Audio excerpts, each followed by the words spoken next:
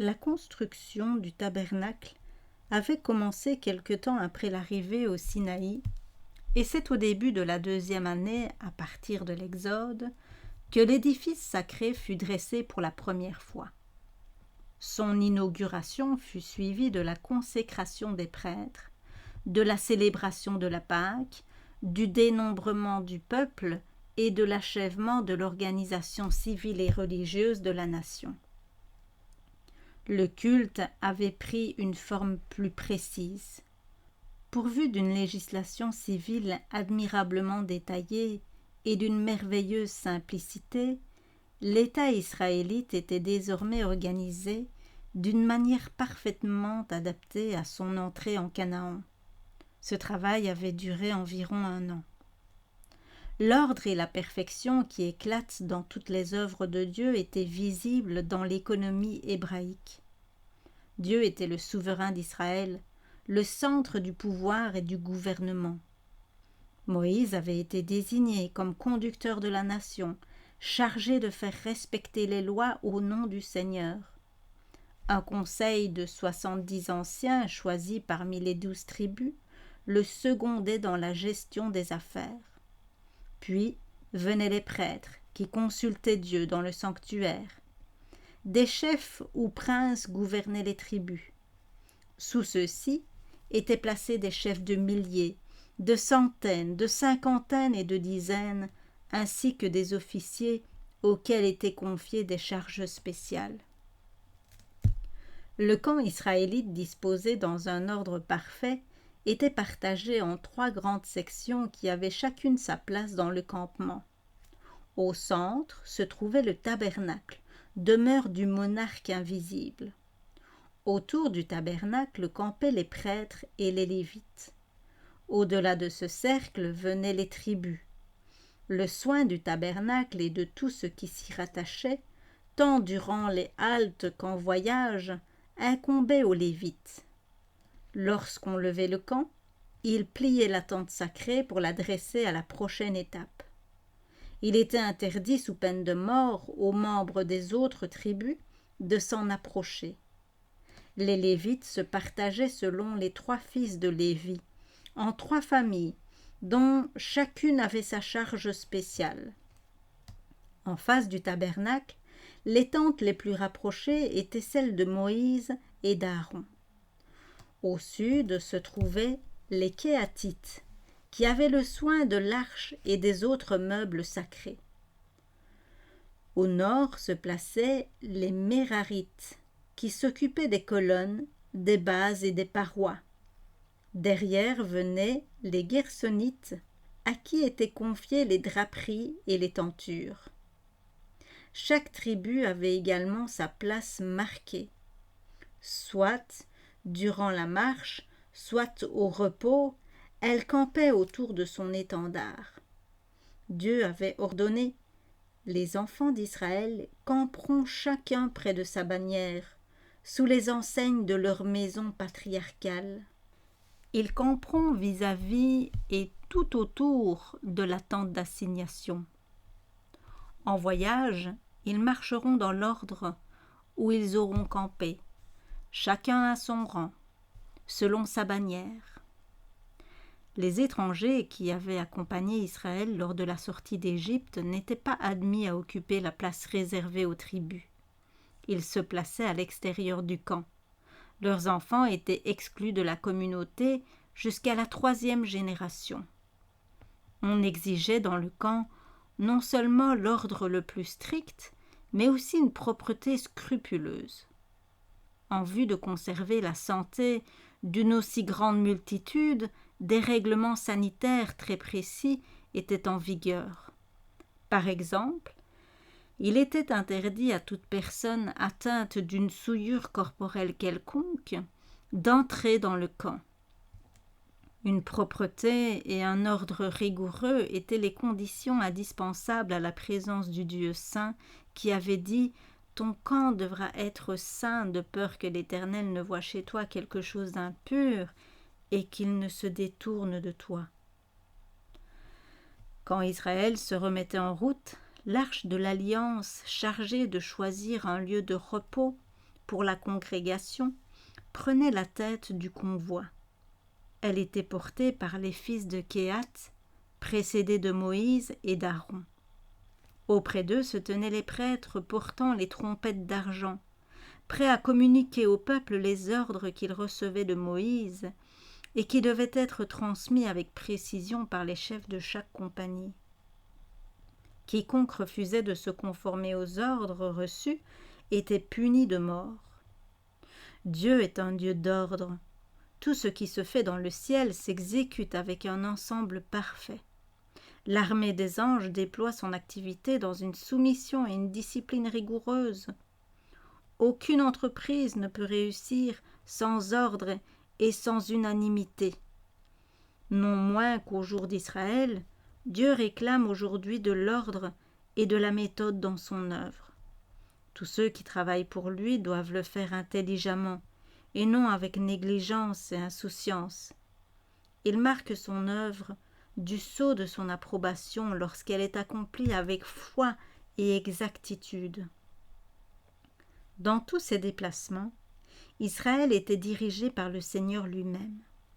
Le lieu du campement était indiqué par la descente de la colonne de nuée sur le tabernacle, où elle reposait durant toute la durée du séjour en cet endroit. Au départ, elle s'élevait à une certaine hauteur au-dessus de la tente sacrée.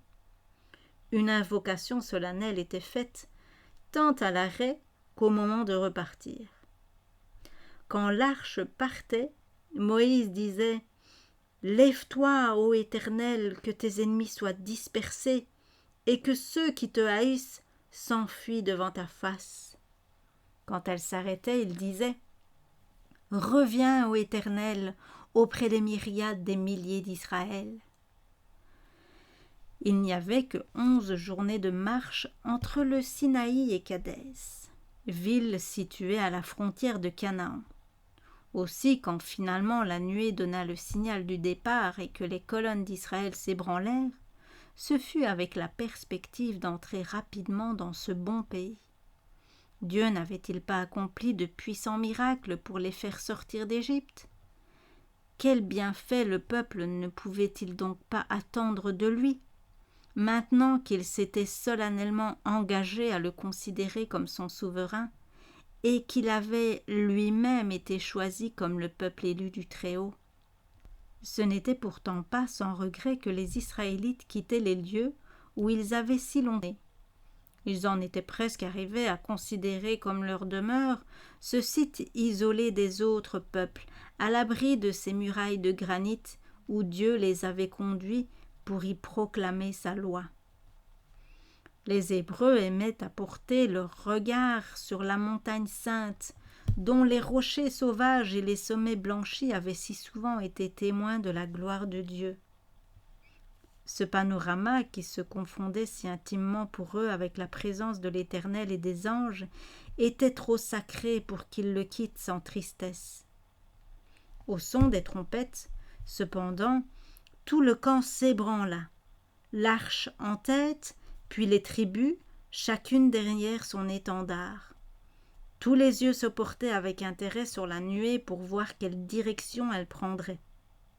Quand on s'aperçut qu'au lieu de se diriger vers le nord, elle s'éloignait dans la direction de l'est, où l'on n'apercevait que des masses rocheuses, sombres et désolées, s'entassant les unes sur les autres, un sentiment de mélancolie envahit bien des cœurs.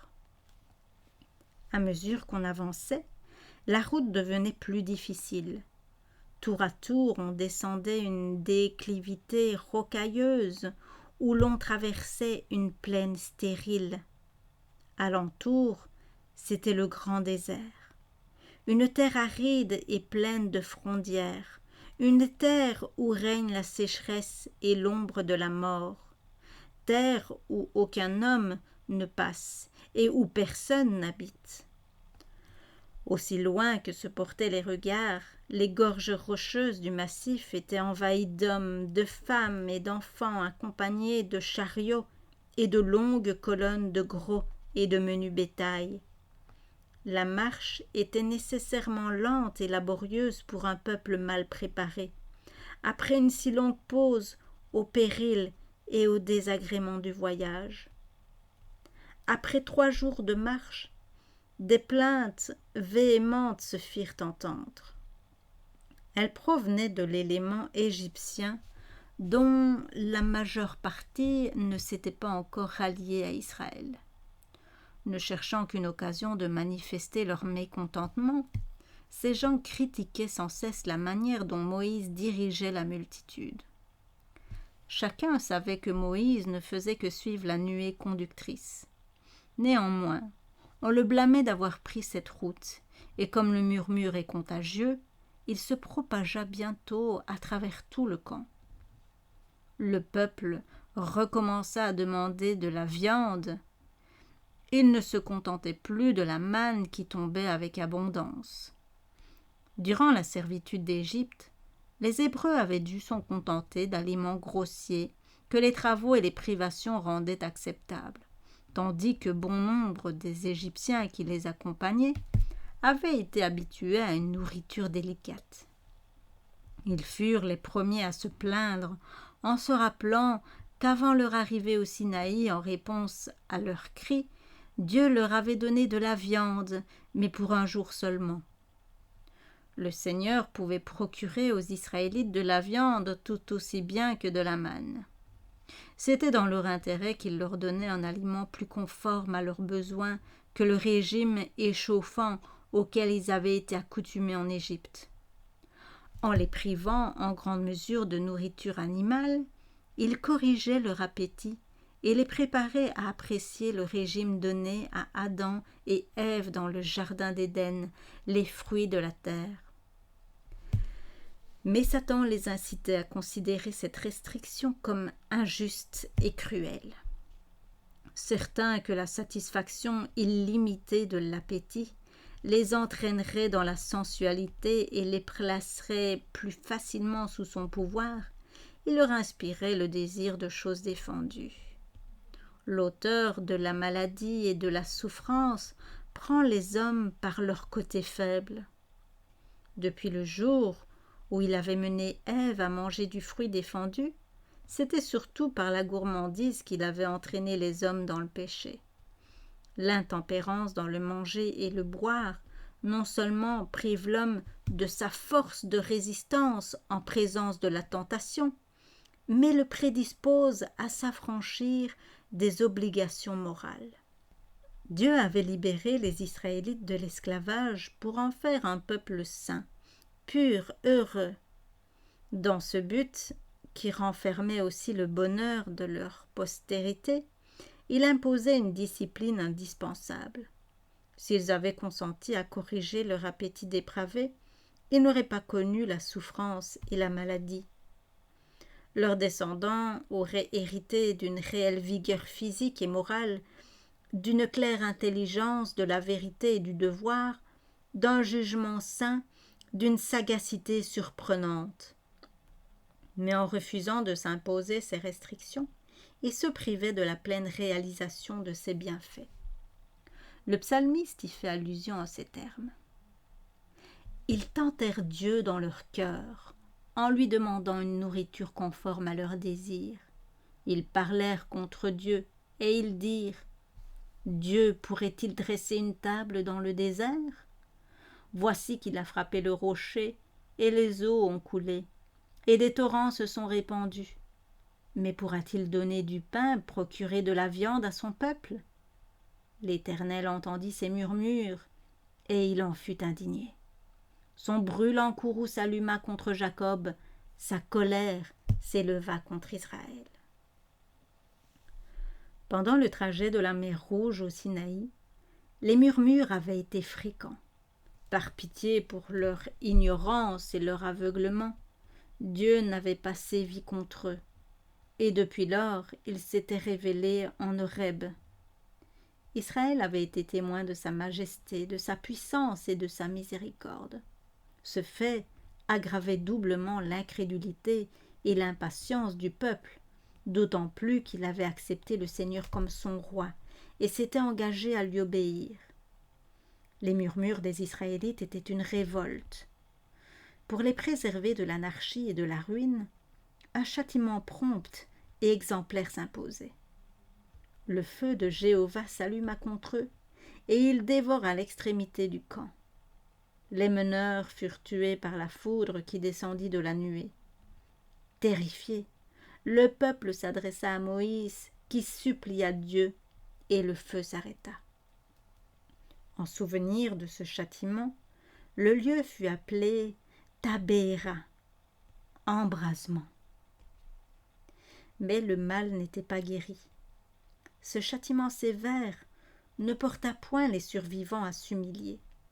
Au contraire, les plaintes redoublèrent. De tous côtés, ils se réunissaient à l'entrée de leur tente pour se lamenter.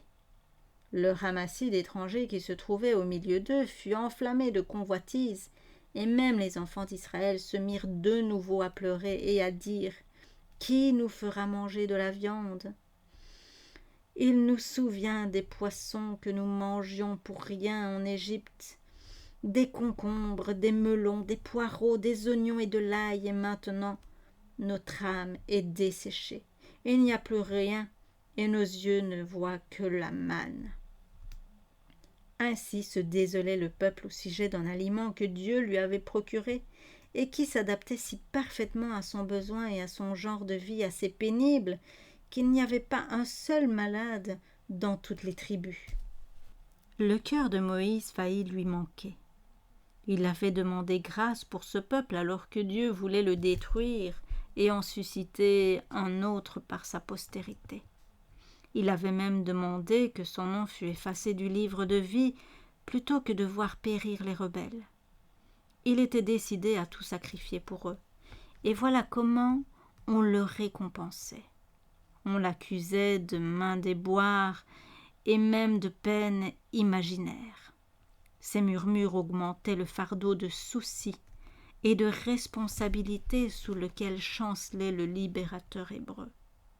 Dans sa détresse, il fut tenté de manquer de confiance en Dieu. La prière qu'il lui adressa était presque un reproche. « Pourquoi as-tu affligé ton serviteur ?» lui dit-il. « Et pourquoi n'ai-je pas trouvé grâce devant tes yeux pour que tu aies mis sur moi la charge de tout ce peuple ? Où prendrais-je de la viande pour en distribuer à ce peuple ? Car ils pleurent autour de moi en disant « Donne-nous de la viande à manger !» Je ne puis pas à moi seul porter tout ce peuple, car il est trop pesant pour moi. L'exaucement ne tarda pas. L'Éternel lui dit « Assemble-moi 70 hommes parmi les anciens d'Israël, de ceux que tu connais pour être des anciens du peuple, et comme ayant sur lui de l'autorité. Non seulement de l'âge, mais de l'expérience, de la dignité et un jugement saint. Et amène-les à la tente d'assignation, et qu'ils se tiennent là avec toi. Je descendrai, je parlerai là avec toi, je prendrai de l'esprit qui est en toi, et je le mettrai sur eux, afin qu'ils portent avec toi la charge du peuple, et que tu ne la portes pas toi seul. » Dieu permet à Moïse de choisir lui-même les hommes les plus fidèles et les plus capables de partager ses responsabilités. Leur influence va l'aider à mettre un frein à la violence du peuple et à calmer l'insurrection. Mais de la création de cette charge nouvelle vont résulter des maux sérieux pour l'avenir. Ces hommes n'auraient jamais été appelés à remplir ces fonctions si Moïse s'était souvenu des preuves qu'il avait eues de la puissance et de la bonté de Dieu. S'il s'était entièrement appuyé sur lui, il aurait obtenu une force proportionnée à cette éventualité. Mais s'exagérant ses responsabilités et son travail, il avait en quelque sorte perdu de vue le fait qu'il n'était qu'un instrument entre les mains de Dieu. Il n'était donc pas excusable de participer ainsi à l'esprit de murmure qui faisait le malheur d'Israël. Dieu lui donna ensuite l'ordre de préparer le peuple à écouter ce qu'il allait faire pour eux. « Tu diras au peuple, sanctifiez-vous pour demain, et vous aurez de la viande à manger, puisque vous avez pleuré aux oreilles de l'Éternel en disant « Qui nous fera manger de la viande, car nous étions bien en Égypte ?» l'Éternel vous donnera de la viande et vous en mangerez. Vous n'en mangerez pas un jour, ni 2, ni 5, ni 10, ni 20 jours, mais jusqu'à un mois entier, jusqu'à ce qu'elle vous sorte par les narines et que vous en soyez dégoûtés, parce que vous avez rejeté l'Éternel qui est au milieu de vous, et que vous avez pleuré en disant « Pourquoi sommes-nous donc sortis d'Égypte » Moïse s'écria « Le peuple au milieu duquel je suis compte 600 000 hommes à pied. Et tu viens dire, je leur donnerai de la viande et ils en mangeront un mois entier. Égorgera-t-on des brebis et des bœufs autant qu'il en faudra pour eux? Ou prendra-t-on pour eux tous les poissons de la mer, en sorte qu'il y en ait suffisamment pour eux? » Censuré pour son manque de foi, Moïse entendit cette réponse. « Le bras de l'Éternel est-il trop court? Tu verras maintenant si ce que je t'ai dit arrivera ou non. » Moïse répéta les paroles de Dieu à la congrégation et annonça la nomination des 70 anciens. La sommation du conducteur d'Israël à ces hommes pourrait être avantageusement adressée aux magistrats et aux législateurs des temps modernes. Écoutez vos frères vous exposer leurs causes et jugez avec justice les différends de chacun d'eux avec son frère ou avec l'étranger. Vous n'aurez point égard dans vos jugements à l'apparence des personnes. Vous écouterez le petit comme le grand, sans craindre personne, car le jugement appartient à Dieu. Les 70 furent alors appelés au tabernacle. Alors l'Éternel descendit dans la nuée, et il parla à Moïse. Il prit une partie de l'esprit qui l'animait, et il le mit sur les 70 anciens. Dès que l'esprit reposa sur eux, ils commencèrent à prophétiser. Comme les disciples au jour de la Pentecôte, ils reçurent la puissance d'en haut. En les préparant ainsi pour leur fonction, Dieu voulut les honorer en présence de la congrégation, afin qu'on reconnût en eux des hommes divinement choisis pour collaborer avec Moïse dans le gouvernement d'Israël. À cette occasion, on vit une fois de plus se manifester l'esprit noble et désintéressé du prophète. 2 des 70, se jugeant indignes d'une si haute charge, ne s'étaient pas présentés au tabernacle, mais l'Esprit de Dieu descendit sur eux à l'endroit où ils se trouvaient, et ils se mirent aussi à prophétiser. Quand il apprit cela, Josué, craignant que le désordre ne résultât de cette irrégularité, voulut la faire cesser. Jaloux pour l'honneur de son maître, il lui dit « Moïse, mon Seigneur, empêche-les. » Moïse lui répondit « Es-tu jaloux pour moi? Ah, plût à Dieu que tout le peuple de l'Éternel fût prophète, et que l'Éternel mit son esprit sur eux. » Alors un vent violent qui soufflait de la mer amena les cailles et les répandit sur le camp, sur une étendue d'environ une journée de marche dans un sens et dans l'autre. Autour du camp, il y en avait sur le sol une couche de près de 2 coudées d'épaisseur. Ce jour-là, toute la nuit et tout le jour suivant, le peuple s'occupa à ramasser cette nourriture mise miraculeusement à sa portée. On en fit de grandes provisions. Celui qui en ramassa le moins en avait 10 omers. Tout ce qui n'était pas consommé immédiatement, on le fit sécher, de sorte qu'il y en eut, selon la parole de l'Éternel, pour tout un mois. Si Dieu donnait ainsi à Israël un aliment peu propre à assurer son bien-être physique, c'était parce qu'il s'obstinait à le demander.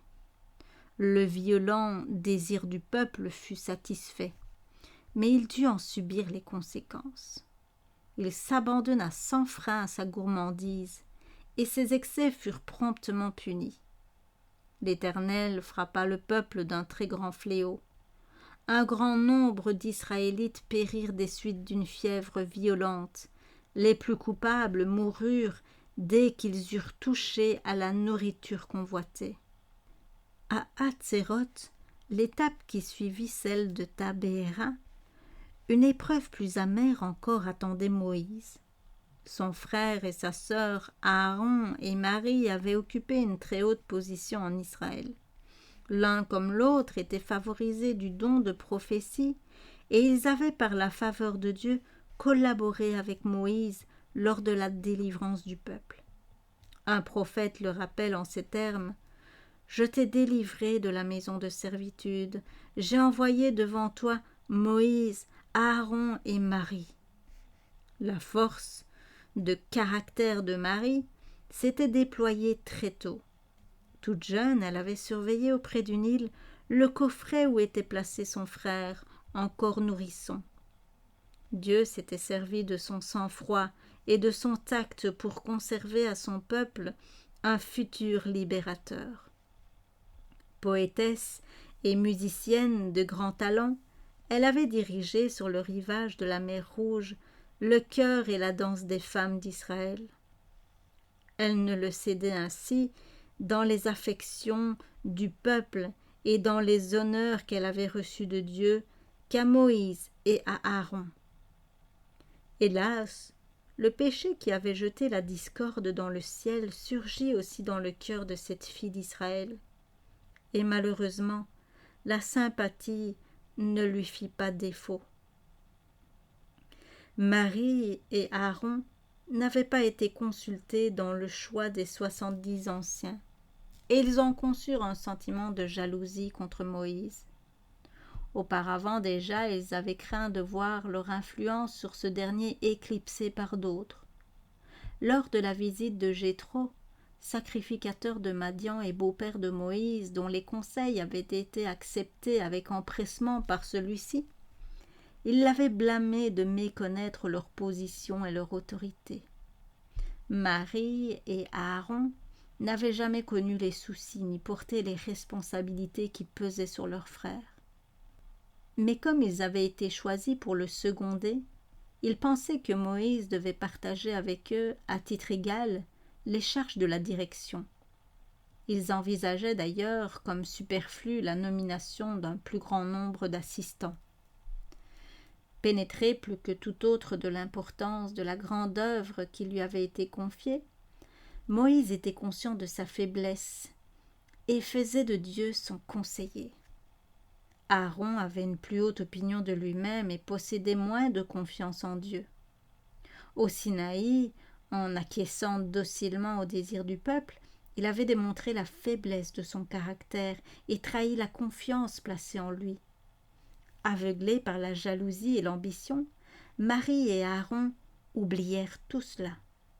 Hautement honoré par le choix de sa famille au saint office de la prêtrise, ce dernier y puisait en ce moment-là un aliment pour son ambition. « Est-ce par Moïse seul que l'Éternel a parlé ?» demandèrent le frère et la sœur. « N'a-t-il pas aussi parlé par nous ?» Ils se considéraient comme favorisés de Dieu et dans la même mesure que Moïse, et ils estimaient avoir droit aux mêmes prérogatives. Cédant à son mécontentement, Marie critiqua des événements que Dieu avait tout spécialement dirigés. Le mariage de Moïse lui avait déplu.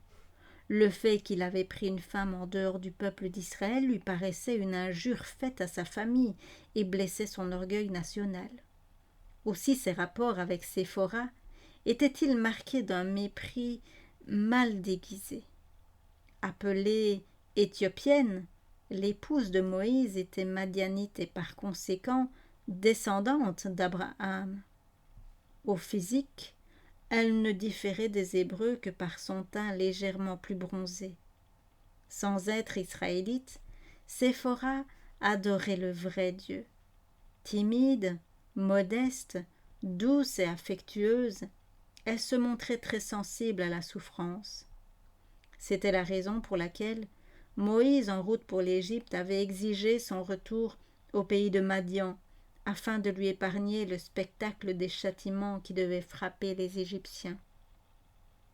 Quand Séphora rejoignit son mari dans le désert, elle fut témoin de son surmenage et de sa fatigue. Elle en fit part à Jéthro, qui pour le soulager suggéra les mesures que l'on sait. Là était la principale raison de l'antipathie de Marie pour sa belle-sœur. Blessée au vif par la négligence dont elle s'imaginait être l'objet, ainsi qu'Aaron, elle en attribuait la cause à Séphora et pensait que l'influence de celle-ci l'avait exclue des conseils de son frère. Si Aaron avait été loyal et ferme, il aurait pu conjurer le mal. Mais il y sympathisa avec sa sœur et finit par partager sa jalousie. Or Moïse était un homme fort doux, plus qu'aucun homme qui fût sur la terre. Il supporta leur accusation avec un silence résigné. C'est ce qui lui avait valu de la part de Dieu une mesure de sagesse supérieure à toute autre.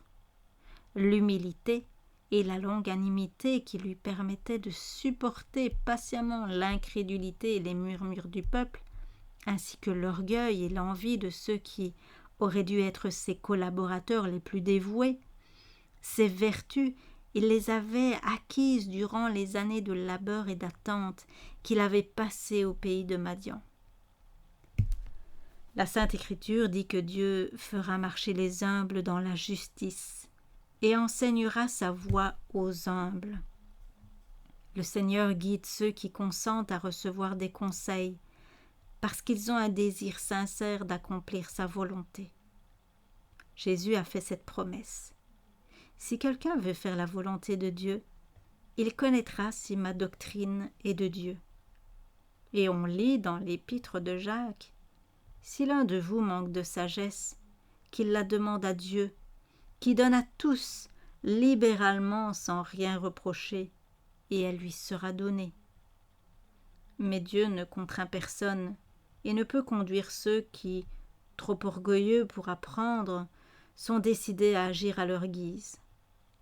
De l'homme à l'esprit partagé, qui suit sa propre volonté tout en prétendant faire celle de Dieu, il est écrit que cet homme-là ne s'attende point à recevoir quelque chose de la part du Seigneur.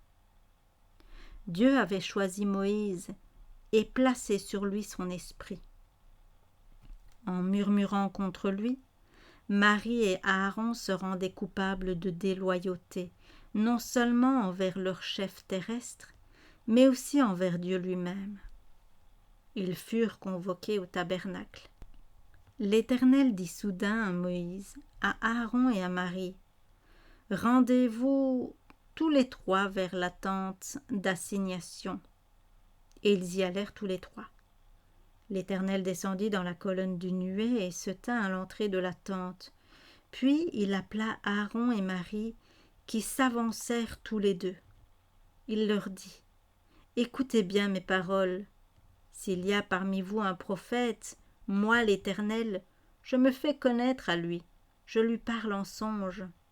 Il n'en est pas ainsi de mon serviteur Moïse, qui est fidèle dans toute ma maison. Pourquoi donc n'avez-vous pas craint de parler contre mon serviteur, contre Moïse ?» Ainsi le courroux de l'Éternel s'enflamma contre eux. Il s'en alla, et la nuée se retira de dessus la tente. Au même moment, Marie se trouva couverte de lèpre blanche comme la neige.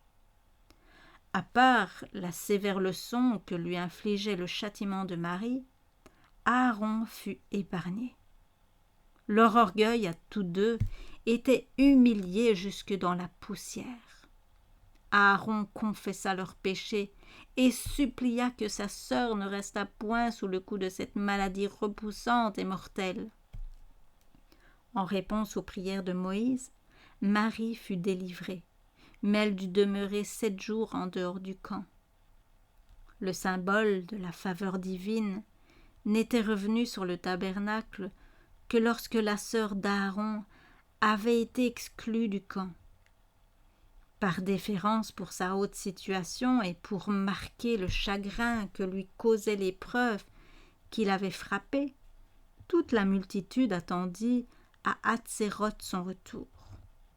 Cette manifestation du déplaisir de Dieu devait servir d'avertissement à tout Israël et mettre fin à l'esprit de mécontentement et d'insubordination qui allait croissant. De grands malheurs seraient arrivés si l'envie et l'aigreur de Marie n'avaient été réprimées d'une façon exemplaire. L'envie est un des traits les plus sataniques et les plus funestes qui puissent se loger dans le cœur humain. La fureur est cruelle, et la colère est comme un torrent. Mais qui pourra subsister devant la jalousie? C'est l'envie qui a donné naissance à la discorde dans le ciel et qui depuis a inondé le monde de maux incalculables. Partout où il y a jalousie et esprit de dispute, il y a désordre et toute espèce de mal. Dire du mal des autres, se constituer juge de leurs mobiles ou de leurs actes, ne devrait pas être considéré comme une faute légère. Celui qui médite de son frère ou qui juge son frère. Or, si tu juges la loi, tu n'es pas observateur de la loi, tu t'en rends le juge. Il n'y a qu'un seul juge, c'est celui qui mettra en lumière tout ce que les ténèbres cachent et qui manifestera les desseins des cœurs. Tout homme qui s'arroge le droit de juger et de condamner ses semblables usurpe une des prérogatives du Créateur. La Bible nous recommande tout spécialement de ne pas porter à la légère des accusations contre ceux que Dieu a choisis comme ses ambassadeurs. L'apôtre Pierre parle de gens audacieux, arrogants, qui ne craignent pas de parler injurieusement des gloires, tandis que des anges, leurs supérieurs en force et en puissance, ne prononcent point contre elles devant le Seigneur de jugements injurieux.